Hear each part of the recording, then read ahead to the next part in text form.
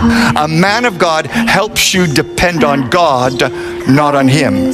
A man of greed wants you to depend on him so he can extract money from you. A lot of so-called prophets today charge people money for ministry. The more you pay, the more they pray. Today, many churches and prayer camps charge money for what they call consultation.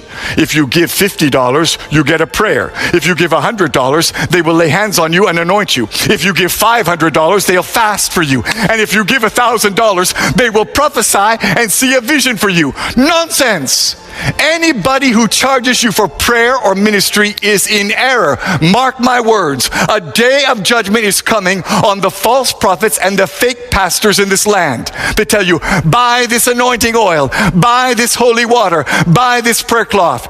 Do not be deceived. Jesus never sold any miracle, and neither did the apostles. We have to get back to the place today where we depend on Jesus and Jesus only. The cult of celebrity pastors must end.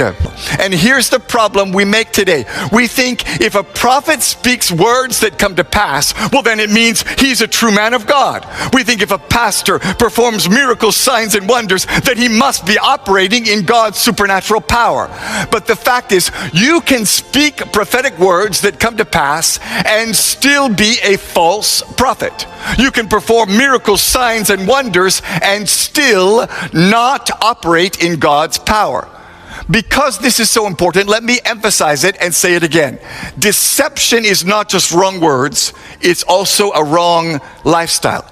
A false prophet may have the right words and even predict things correctly, but if he has a wrong life, he is a false prophet. There's a pastor in Tanzania who said, because I'm anointed, my feet cannot touch the ground while I'm preaching.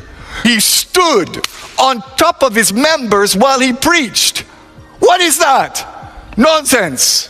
The pride in pastors today is making God angry. Pastors tell their members, bow down, kneel down, touch my feet. Stop it. Jesus and only Jesus must be glorified. A few years ago, Pastor Rabalago of the Mount Zion General Assembly in South Africa was spraying Doom, super multi-insect killer, in people's faces to cure their sickness. Pastor Light Monyeki of the Grace Living Hope Ministries commanded his congregants to drink rat poison as a demonstration of the power of faith. They died shortly after visiting his deliverance service. Ask yourself, where is that in the Bible? There's a great wave of error running through churches today. It's destroying pastors and ruining churches. It's causing men to backslide and making the gospel lose power.